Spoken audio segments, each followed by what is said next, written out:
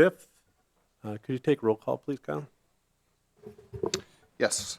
Mayor Blazer, Here. Ryan Austin, Here. Lee Tao, Here. Eric Doven, Here. Ben Goodrow, Here. Thad Kubitschek, Here. and Jeff is excused. I also want to take this time, if I may, Mayor, to note that a key member of our staff and community development has taken a position. Carrie Edmondson will be starting with the city of Marshfield as their community development director in a couple weeks. So we do have a vacant position in our office for associate planner that hopefully we're looking to fill. And when we do, again, a key role of that position is to assist with plan commission items and zoning code items. So I wish Carrie the best, and we really appreciate her time with us, and she will be missed. Thank you.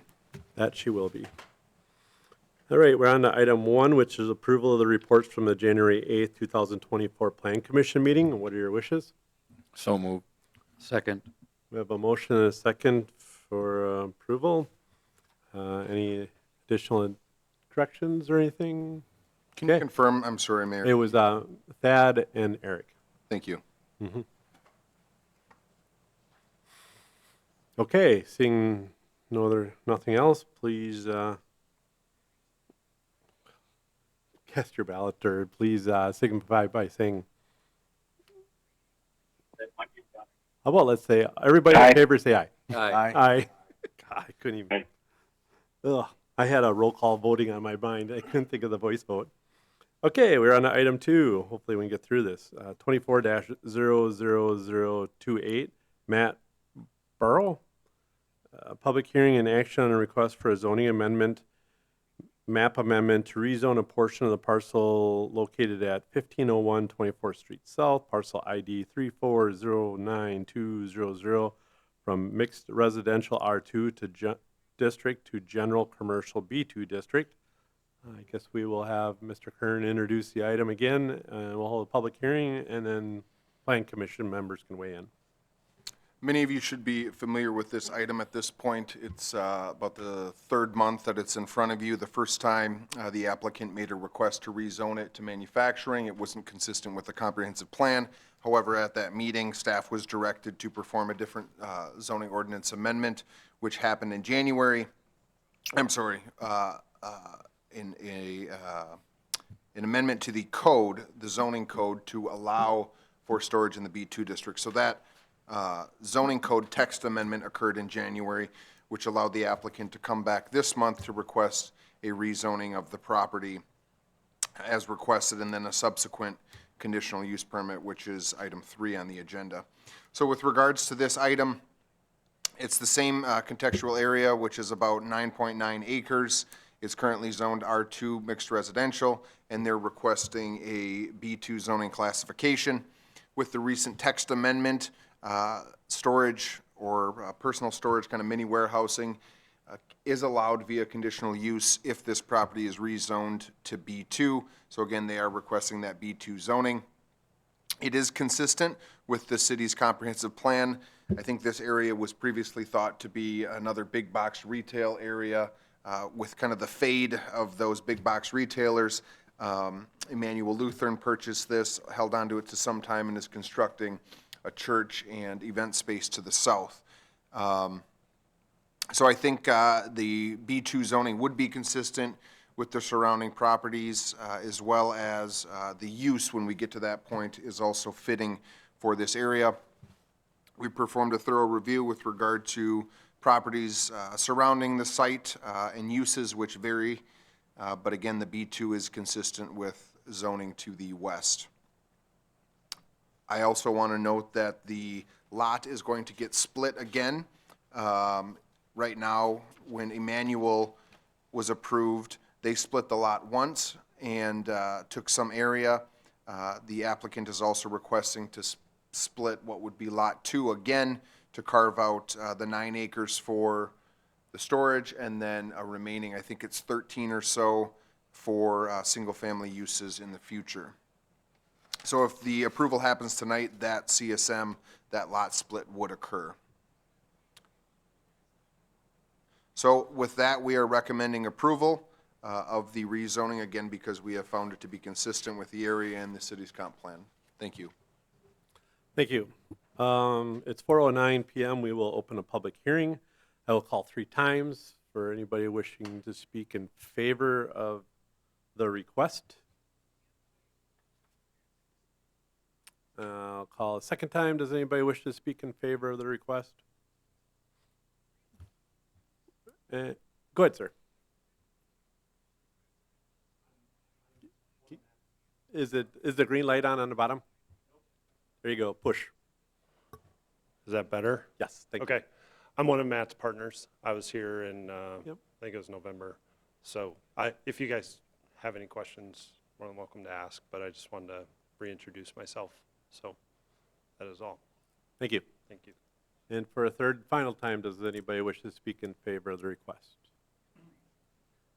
All right, does anybody wish to speak against the request? And for a second time, does anybody wish to speak against the request? And for a third and final time, does anybody wish to speak against the request? All right, that was busy. So at 4:10 PM, we'll close the public hearing. Commission, what are your wishes, questions, comments? Yes, sir. Go ahead. Kyle, Go ahead, Thaddeus. okay, Kyle, something, and it's not neither positive or negative, it isn't going to influence my voting on this, but how does that, wasn't there something on the books at one time where you can only subdivide a certain amount of property within a given period of time? Can you explain that just so that we're all aware of it? Yeah, the maximum number is 4 lots. Anything over 4 lots requires a subdivision. So once you get to 5, you do have to do a subdivision. So at this point, it would be a 4 total. If you take the original footprint that existed when Emmanuel had it, there were 2, and then they've each divided them in 2 again, basically. Yep.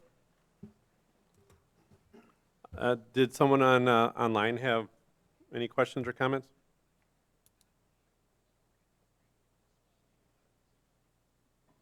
Okay. I'm just glad that council, we were able, sometimes they talk about the city slow to react, so I'm glad to see that, Plan Commission and council reacted to a situation that was, I'm glad it was corrected, and that this project can happen as it is, and for once, I think government moved a little quickly, and it was good to see. Questions, comments, what are your wishes? I'll make a motion to approve Plan 24-28 as presented with the conditions outlined in the staff report. Thank you. I'll second that motion. Is there any further discussion or questions? Okay, seeing none, all in favor say aye. Aye. Aye. Anybody opposed? That motion carries. We're on to item 3, which is 24-000029, Matt Burrow. Public hearing and action on a request for a conditional use permit to establish a personal storage facility on a portion of the parcel located at 1501 24th Street South, parcel ID 3409200. Mr. Kearns? Thank you, Mayor. So going into a little more detail with regards to the request, the conditional use permit is again to construct personal storage, which again is allowed now via conditional use permit with the text amendment that happened in January. Therefore, the applicant is requesting that CUP to construct 12 storage buildings, which total about 506 units on 9.9 acres within that B2 zoned or proposed area. Again, here's the area and the 9.9 acres there, lot 4 in the middle. And here's the overall development plan, which does include development to the north on remaining acreage, which would be lot 3 on that recent, or that shown CSM. Right now, however, the conditional use permit only applies and is only necessary for the storage to the south on this development plan. I do want to clarify again that the northern portion where the subdivision is proposed will remain residential, and residential is permitted within that district. There is no special review or approval for the development of residential either.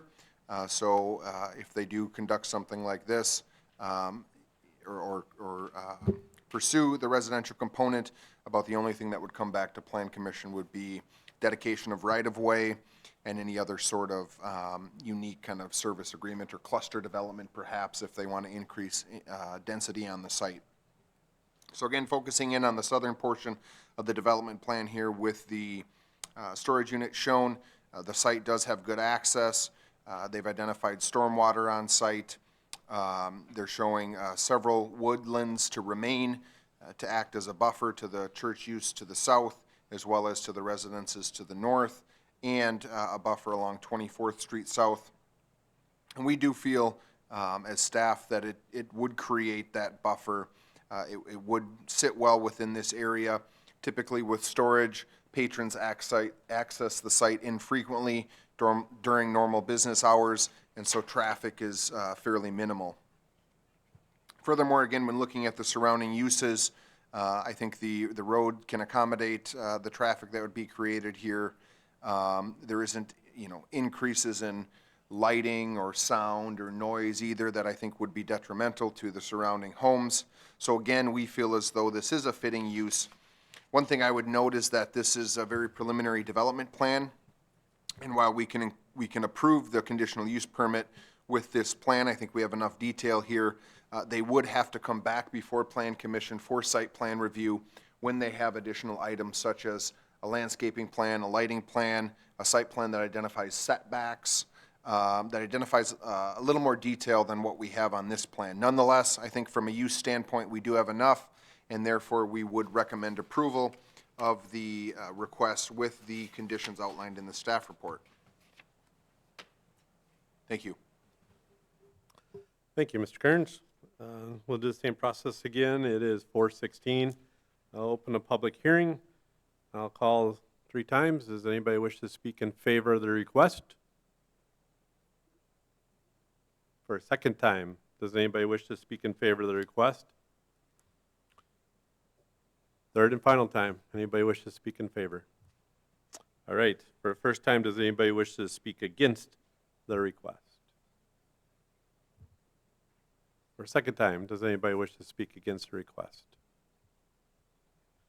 And for a third and final time, is there anybody that wishes to speak against the request? Close the public hearing at 4:16. Commission, what are your wishes, comments, questions?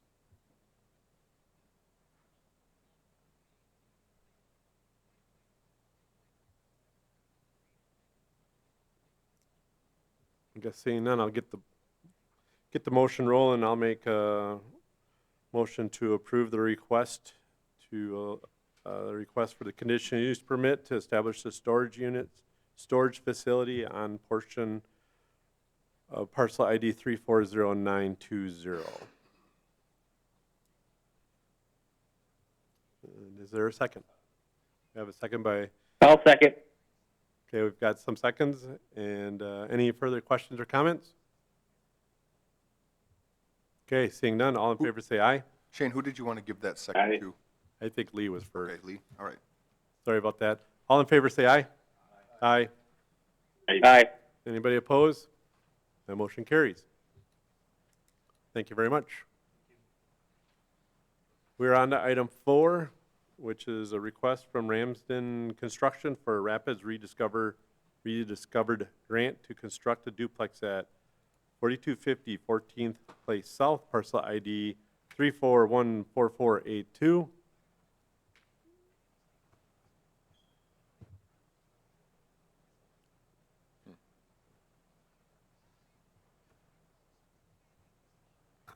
Sorry about that, we lost, I was going to tell you that earlier, and then I kind of...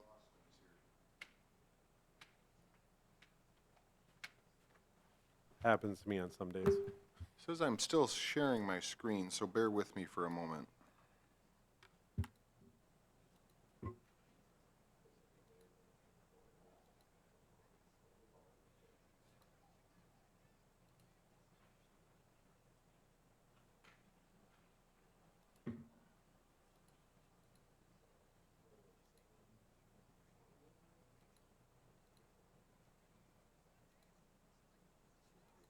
There we go.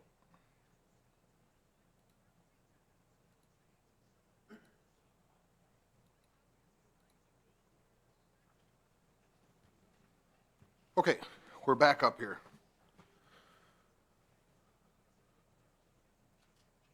All right, thank you very much. Floor is yours. Okay, thank you, Mayor.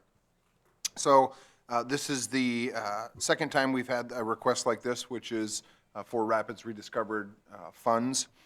About a year ago, we amended the Rapids Rediscovered program to open the door to developers to construct single-family or two-family rental occupied units. Before, this program was only for owner-occupied units. We opened it up for rentals, and we've thus far approved 6 projects.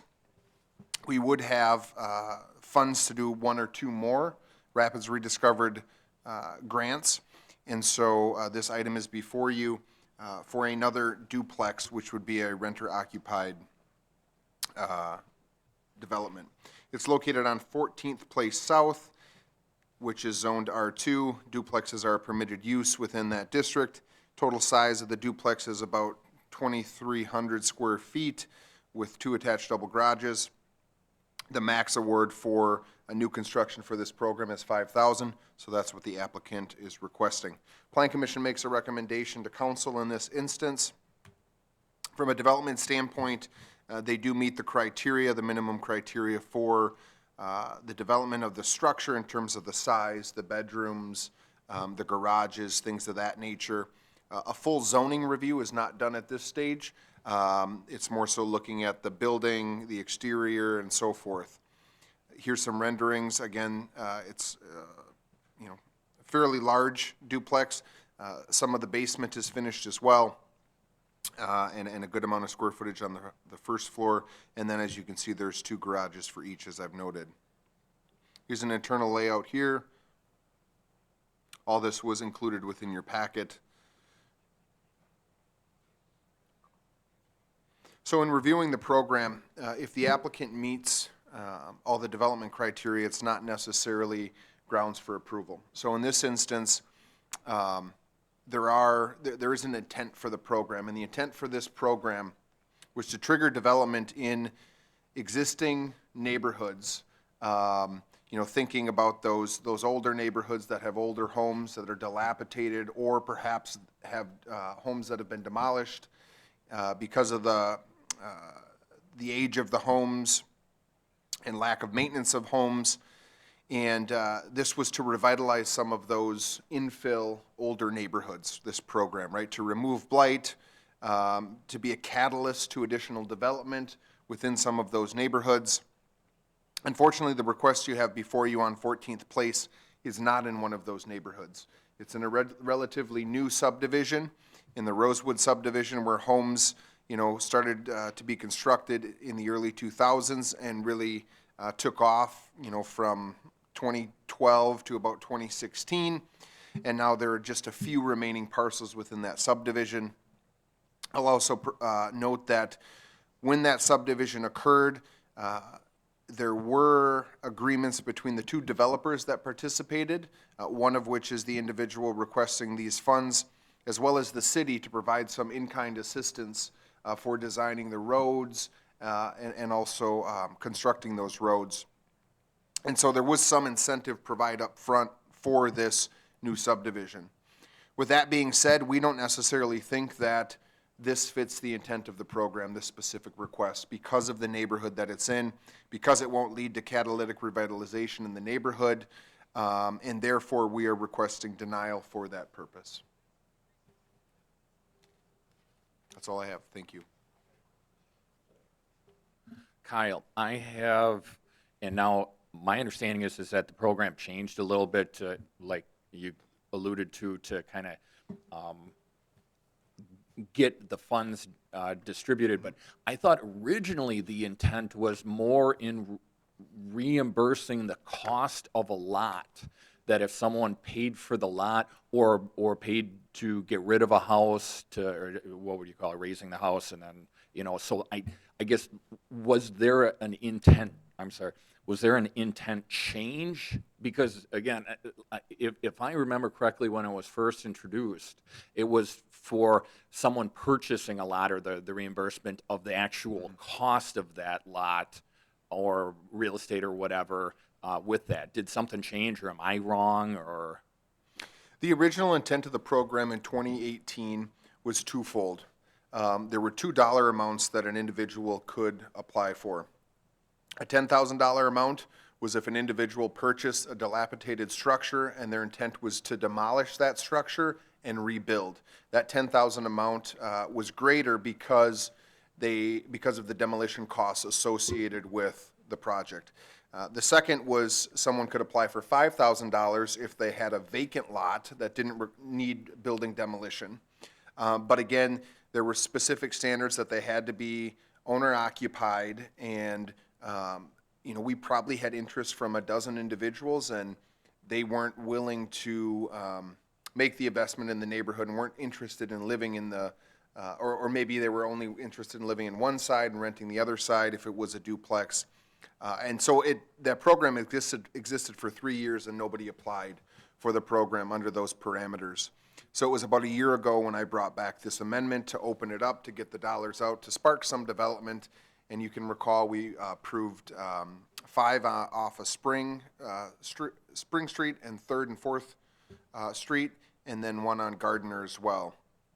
So we've got 6 total at this point. Again, those are, in my opinion, in older, existing, kind of blighted neighborhoods, and will lead, hopefully, to additional value in those neighborhoods, whereas I don't feel this one will. And as a quick follow-up, Kyle, do we have a map that's actually kind of drawn out, or is that something that we could create so that it's, more black and white, so it isn't as arbitrary, or it doesn't appear as arbitrary to the public or applicants at all? I don't know if that would be something that the Plan Commission would want to take up. I don't know if that's something that you have time in your department, especially with the event that's taking place shortly here. But that just kind of popped into my head that might make it a little bit more, black and white rather than, arbitrary with it. But I guess those are just my thoughts. Yeah, I mean, we could create a map. I think, in response to the applicant's handout that was provided and emailed, when we met, they asked if there was any incentives, and I brought up the program, but at that time I noted that they likely wouldn't qualify because it's not in a neighborhood, an infill lot. And I followed up with an email on October 26th, here, a handout that I have as well that I can pass around, that identifies just that while the program exists, I'm not recommending that they would be a strong candidate for the program and wouldn't support their application. Nonetheless, they applied anyways, like any applicant can. They're unable to be here tonight, which is why I believe they provided that handout. But part of my department's role, as I see it, is to guide different developments. I'd hate to see an applicant pursue something if in the end it'd be wasted time or money on their part. In this case, I didn't think they felt there was any loss here. There's no application fee. At the end of the day, I do want to see growth and support growth and development. I think it's just better suited in this case for another applicant in a infill neighborhood.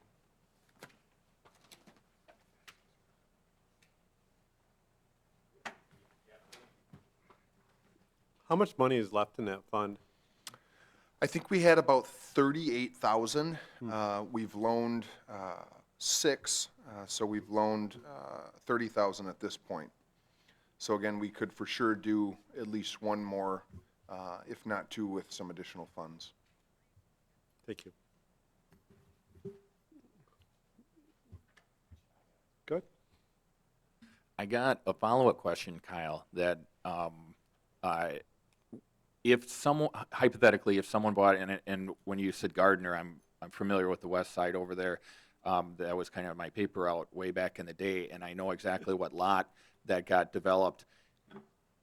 What is it, if someone, wanted to build a house, I guess like me, if I wanted to build a house and buy a lone lot like that, and it did not have a water or a sewer lateral, and we had to dig into the street to connect it to the mains, is the customer or is the property owner charged for that? Is there a fee for that too?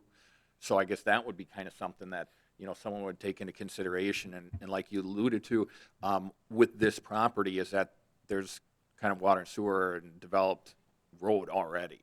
Whereas if someone had to pay for a water and sewer lateral, that would be a great reimbursement, for whatever cost for that, doing it that way. So how is that charged to a prospective home builder?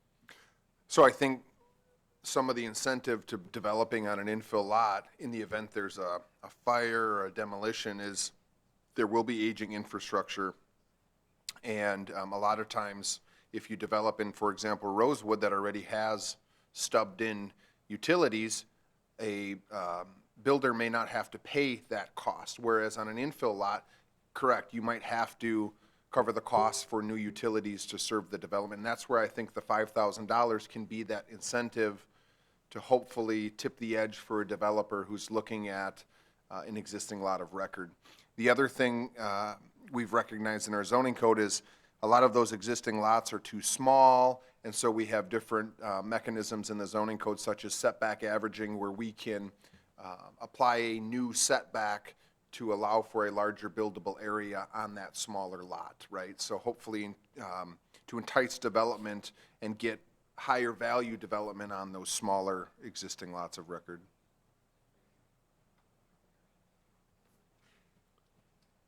Any other questions, comments?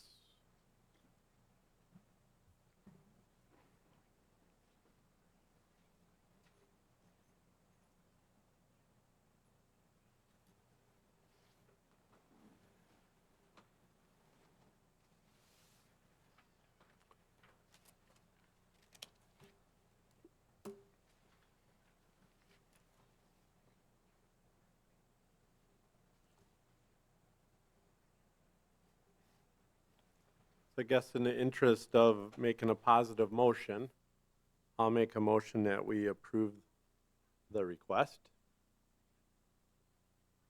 for the grant for the rediscovered, Rapids Rediscovered.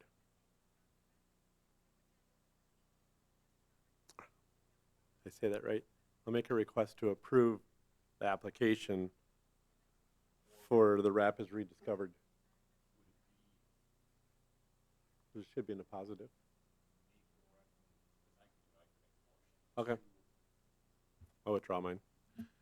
I'll make a recommendation to approve the recommendations by the plan director. Is that, what's your title? I apologize, Kyle. So I think the intent that the mayor is trying to make the motion positive, and if you choose not to fund the grant, you would vote nay. If I you see what choose you to mean. support the grant, you would vote A. Yeah. Okay, well, I guess I'll make the motion to approve. I'll be voting in the no, but I'll make that motion to put it on the table.